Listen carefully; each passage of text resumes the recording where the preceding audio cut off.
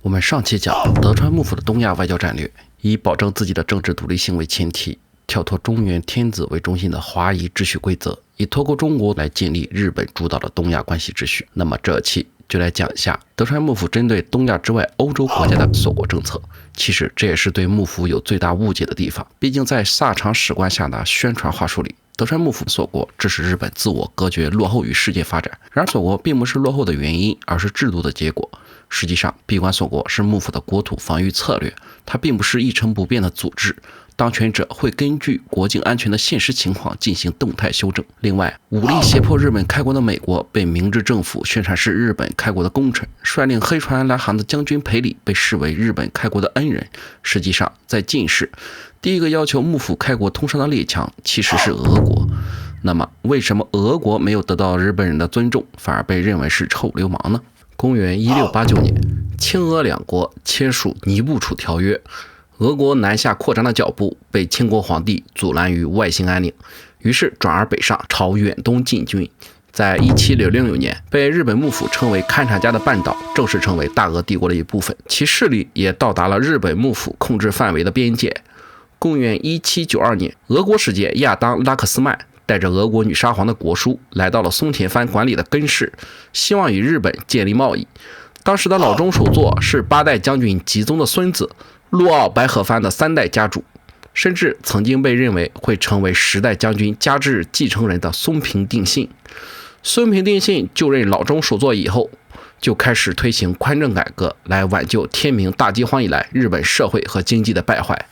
在俄使来航以前，松平定信主持的领导班子就已经做了防御的准备，因为在此之前，幕府就一直收到负责管理东北虾夷地的松前藩针对俄国船舰频繁窥探日本海岸的报告，于是江户中枢就开始讨论将虾夷地收回中央直管，以此来加强防备北方俄国的力量。此外，松平定信还下令在长崎和江户设立了炮术训练场，而在函馆港与俄使的沟通中，出于国防安全的考量，松平定信以无邦交的外国船只能逮捕或无条件驱逐，这是祖法为理由，拒绝了俄国通商的请求。这是幕府官方首次在国际外交场合将锁国视为祖法的表述。一般认为，3代德川将军家光早在公元1639年，宽永16年就实行了锁国政策。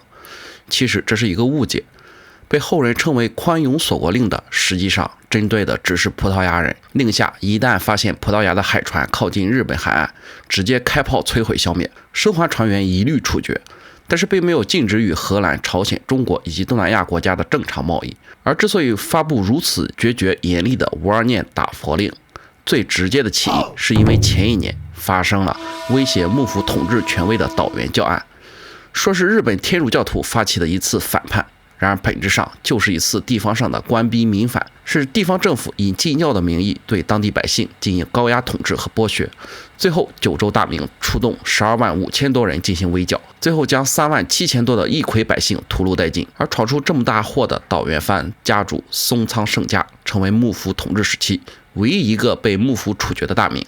然而作为日本实际统治者的幕府将军，难道没有监管适当的责任吗？为了转移焦点，只能甩锅境外，于是岛原教案就成了以葡萄牙为首的外国宗教势力煽动信民，意图颠覆政府，从而就有了配合政治目的的锁国政策。然而严格的宽永锁国令实际上也就维持了10来年。到了公元1654年，日本承应3年，面对频繁出现在日本海域的外国船只，4代德川将军家纲就更改了打佛令，令下只需驱逐而不首先开火，史称承应锁国令。如果说针对葡萄牙人的宽永锁国令是基于政治的因素，那么承应锁国令就更偏向于现实的考量。而到了11代将军家齐期间，幕府困难的经济不足以支撑采取强硬的对外政策，因此主政的松平定信面对北方俄国的频繁窥探，于是在公元1791年，也就是俄使来航的前一年，令下禁止擅自无端驱逐，而要探查清楚缘由，向幕府请示，等待指令，史称宽政锁国令。话说回来，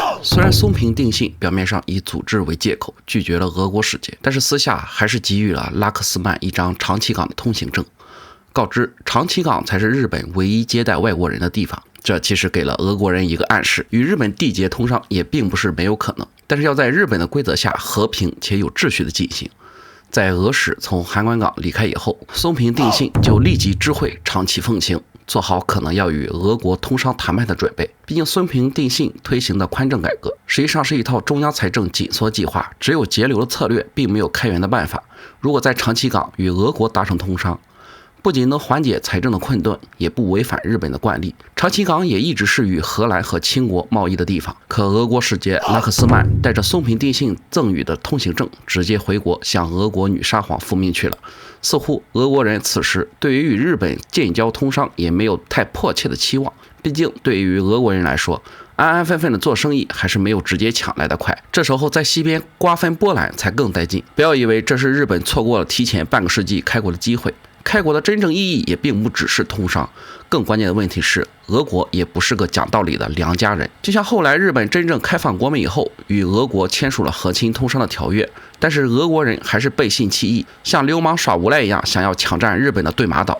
公元1804年，日本文化元年，俄国前日使节尼古拉·列扎诺夫拿着12年前幕府颁发的通行证，进入唯一接待外国人的长崎港，向幕府提出通商的请求。这位列扎诺夫可不是一位简单的外交官，真正的身份是俄美皮毛贸易公司的老总。俄贸公司通过利诱沙皇，得到了殖民地阿拉斯加的管理权，因而垄断了北美的皮毛贸易。可远东苦寒之地，补给困难，贸易战还经常受到原住民的袭击和破坏，公司的管理运营陷入困顿。为了摆脱困境，列扎诺夫想到了半岛南边的日本，不仅可以通过进口日本的粮食来解决殖民地的补给问题，甚至可以建立起一个把货运转运到中国的海上渠道。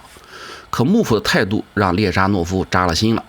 他在长崎被幕府冷处理了半年，心中小算盘上的算盘珠子都磨成了铁针，结果却等来了幕府老中土井利后的言辞咆哮：那个国家有资格来日本通商，是我们祖上定好的，你不配，给我滚！不要玩火自焚，开枪打自己的脚，造成的一切后果都是你方的责任。不要以为这是老中土井利后武魂上涌，实际上越是战狼内心越慌。幕府深陷经济危机的漩涡，既不想也没有能力发动武力驱逐，以及应对俄国可能的战争报复。此时的老中们没有一个有能力和经验处理对外问题，对内不能展示自己的无能和软弱，出于内宣的需要，那就只能对外展示强硬的姿态。俄国人有点懵逼，倒不是被幕府官员给吓住了，而是纳闷自己就装了这么一回老实人，怎么就被人不拿流氓当土匪，一直把别人当孝子，自己这次却被训得像孙子。直面硬刚不是大俄帝国的良好习惯，偷袭背刺才是战斗民族的优良传统。于是列扎诺夫自己回到勘察家，而纵容手下一路烧杀掳掠进行报复。先是洗劫了松前藩在华太岛的藩所，又袭击了幕府在泽捉岛的武装据点，炮击追赶到岸边的武士，史称文化路寇。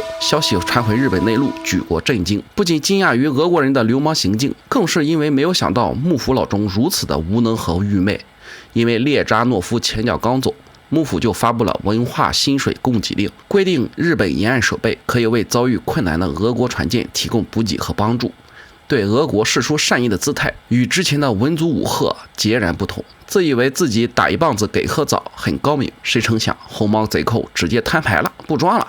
这下轮到幕府老中懵逼了，就像没穿尿布失禁的小孩，慌里慌张又羞愧难当。一个国家真正的自信源自于政府能够从容不迫应对各种挑战，那些拙劣的战狼外交表演和极端的排外主义不过是为了转移民众对内政的不满，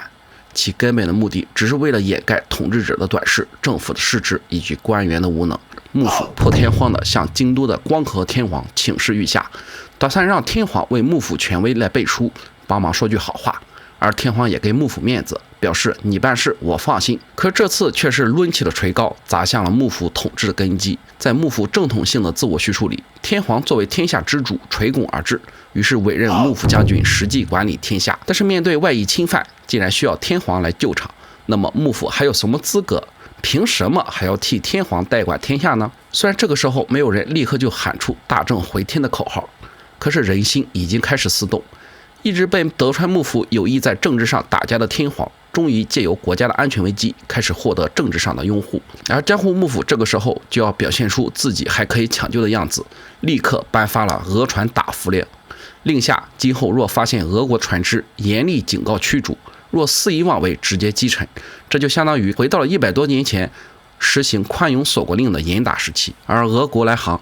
只能算是天边缓缓而来的乌云，提醒幕府要有所准备。俄国来航后第2年，英国人直接跑到长崎港挟持荷兰人作为人质，来要挟日本幕府。这才是暴风雨真正来临的时刻。幕府在公元1825年，日本文正8年，终于将无2念打服令对象从俄国扩展到了所有列强国家。当然，如果从民族主义的角度来说，这是面对欧洲列强欺辱的反制措施。但是从政府的责任来说，这其实就是幕府执政失能的表现。幕府既没有能力解决国内经济的困顿和社会的糜烂，也没有军事组织能力来驱逐外敌，更不用谈有和平处理外事的经验和智慧。最要命的是，独裁政府一直把天下公权当作是私权，通过权力来分配利益进行河流，所以越是觉得统治岌岌可危，越是不愿意做出权力结构的改革，把油门焊死，把头埋进沙子里。庆幸的地方在于，藩幕制度并不是中央集权，有实力的万亚大明还有相当的空间进行藩政改革，壮大实力，并最后能联合起来，拥护在政治文化上凌驾一切的天皇，逼迫幕府打破固有的权力结构，进行政治制度的改革。